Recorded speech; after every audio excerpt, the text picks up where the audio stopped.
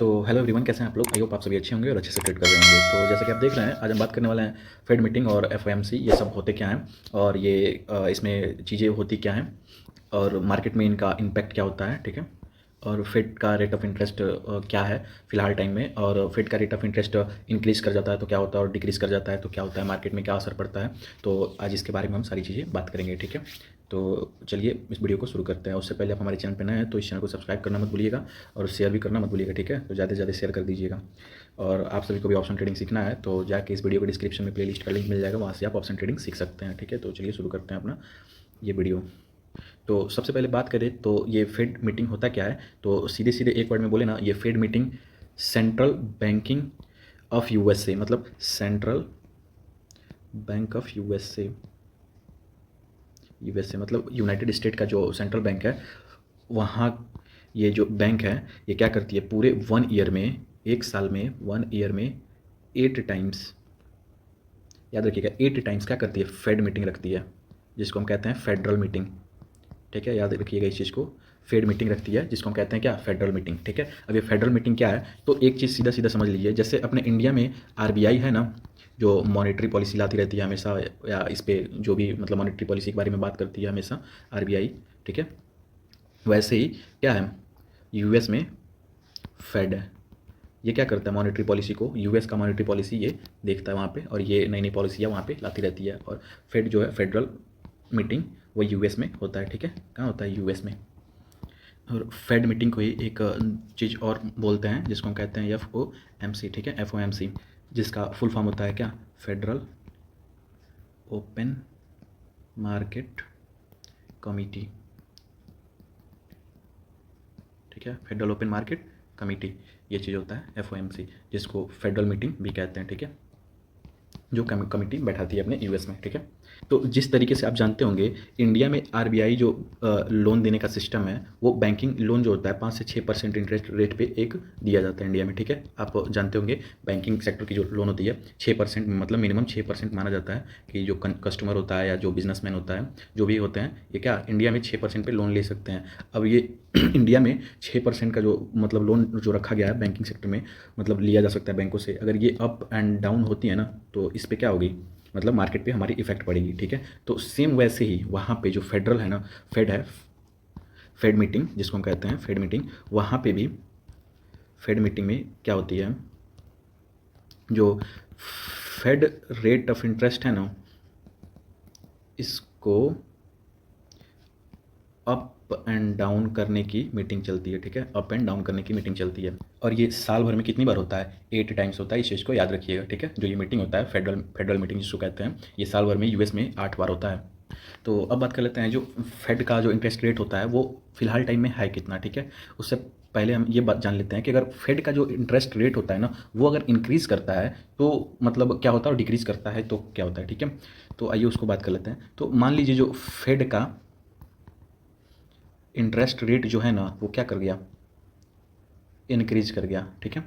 अगर इंक्रीज़ करेगा ना फेड का इंटरेस्ट रेट, तो जायज़ सी बात है, जो वहाँ का सेंट्रल बैंक ऑफ यूएसए है, मतलब जो वहाँ पे सेंट्रल बैंक ऑफ यूएसए है, वहाँ से लोन लेना कंज्यूमर को, लोन लेना क्या हो जाएगा, कंज्यूमर को चाहे कोई भी बिजनेसमैन को क्या हो जाएगा, मतलब वो लोन लेना कम कर देंगे, ठीक है, वो लोन लेंगे ही नहीं, क्योंकि वहाँ पे क्या हो जाएगा, जो रेट ऑफ इंटरेस्ट है वो बढ़ जाएगी। जब लोन लेना कम हो जाएगा तो मार्केट में क्या हो जाएगी, महंगाई जो होगी, इन्फ्लेशन बढ़ जाएगी।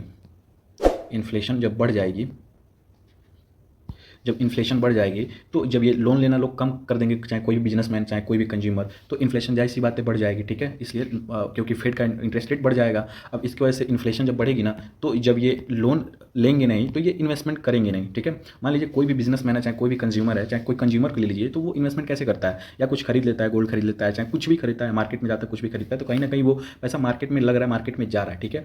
तो वैसे ही इन्फ्लेशन अगर बढ़ जाएगी ना, तो उसके पास पैसा रहेगा नहीं, लोन लेगा नहीं, तो वो इन्वेस्टमेंट करेगा नहीं, तो क्या होगा, एक्सपेंस होगी नहीं, मतलब पैसे की एक्सपेंस होगी नहीं, मार्केट में जाएगी नहीं, तो होगा क्या, इन्फ्लेशन बढ़ जाएगा, ठीक है।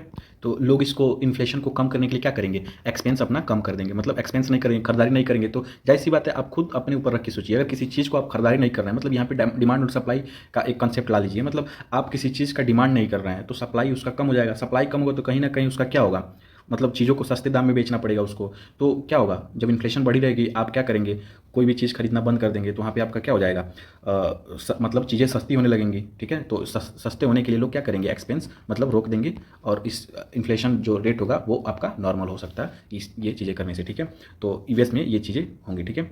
अब बात करते हैं फेड इंटरेस्ट अगर कम हो जाए तो क्या होगा। तो फेडरल जो फेड का इंटरेस्ट रेट है वो अगर कम हो जाए, मतलब नीचे हो जाए, ठीक है, तो होगा क्या, मार्केट मतलब हमेशा की तरह जैसे अगर बढ़ जाती है तो इन्फ्लेशन बढ़ जाता है, तो यहाँ पे क्या होगा, इन्फ्लेशन कम हो जाएगी, ठीक है। अगर इंटरेस्ट कम हो जाएगा तो इन्फ्लेशन कम हो जाएगा, इन्फ्लेशन कम होगा तो सबके पास पैसा रहेगा, ठीक है, सब कोई लोन लेगा सस्ते पे, क्योंकि इन्फ्लेशन कम हो जाएगा, इंटरेस्ट रेट कम हो जाएगा, तो कोई भी लोन लेगा, कोई भी कंज्यूमर, कोई भी बिजनेसमैन लोन ले लेगा, ठीक है। तो उसके पास पैसा ही पैसा रहेगा और वो मार्केट में इन्वेस्टमेंट करेगा। अब जिसको मतलब एक एग्जाम्पल के तरीके से लीजिए, किसी को 1 केजी सोना खरीदना है तो वो उस जगह पे 2 केजी खरीदेगा, किसी को 1 केजी चांदी खरीदना है उसकी जगह पे 2 केजी खरीदेगा, किसी को 1 टीवी खरीदना है तो वो 2 टीवी खरीदेगा, किसी को 2 लैपटॉप खरीदना है वो 4 लैपटॉप खरीदेगा, और बिजनेसमैन है तो अपने एम्प्लॉय को देने के लिए। तो ये चीज़ें हो जाएंगी। अब जब यहाँ पे डिमांड बढ़ जाएगी, देखिए यहाँ पे सस्ते होने के कारण क्या हो जाएगी, डिमांड बढ़ जाएगी। अब डिमांड बढ़ने के कारण क्या हो जाएगी, सप्लाई कम हो जाएगी, और सप्लाई कम होगी तो इसकी वजह से क्या होगा, यहाँ पे इन्फ्लेशन बढ़ जाएगा, ठीक है। तो तब आप यहाँ पे दोनों तरीकों में देख सकते हैं, दोनों तरीकों में क्या हो रहा है, इन्फ्लेशन बढ़ ही रहा है, ठीक है।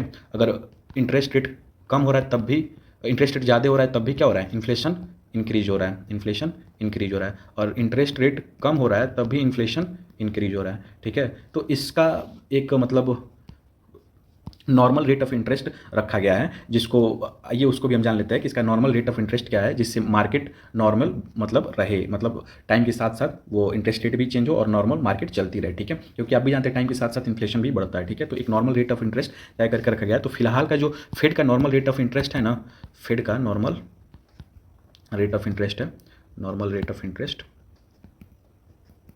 वो है 5.25% टू 5.5%। ये क्या है, नॉर्मल रेट ऑफ इंटरेस्ट है फिलहाल का, ठीक है। 2023 नवंबर का जो ये है 5.25% टू 5.5% इसका फेड का नॉर्मल रेट ऑफ इंटरेस्ट है, ठीक है। तो अगर इसके बीच में और इसके मतलब मिनिमम 5.25 और मिनिमम 5.25 और मैक्सिमम 5.5 रहती है तो माना जाता है कि नॉर्मल मतलब मार्केट नॉर्मल है, ठीक है। और वही 5.25 से अगर 5 हो जाती है या 5.5 से 5.75 हो जाती है तो माना जाता है कहीं ना कहीं इन्फ्लेशन बढ़ने का चांसेस है, और इन्फ्लेशन बढ़ेगा मार्केट में तो क्या होगा, मार्केट में या तो क्रैश करेगा, नहीं तो मतलब क्या होगा, यूएस मार्केट की बात हो रही है, क्रैश करेगा, और उसकी वजह से क्या होगा, मतलब जो भी इंडियन मार्केट है उस पर इफेक्ट पड़ेगा इसका, और इफेक्ट पड़ेगा तो हमारा मतलब जो भी पैसा लगा हुआ है मार्केट में या पोजीशन बना हुआ है उसमें हमारा लॉस होगा, ठीक है। तो ये सेम क्या होता है, अपने इंडिया का जो reserve bank of India RBI है उसके तरीके से वहाँ का क्या होता है, फेड मीटिंग होता है, ठीक है। जो कौन करता है, एफओएमसी मतलब फेडरल ओपन मार्केट कमेटी करती है, ठीक है, वहाँ की। और ये कौन लोग करते हैं, तो सेंट्रल बैंकिंग मतलब यूएसए का जो सेंट्रल बैंकिंग के लोग होते हैं, वहाँ के जो चीफ चेयरमैन होते हैं वो लोग करते हैं, ठीक है। तो आई होप आप सभी को ये सारी चीज़ें समझ में आई होंगी।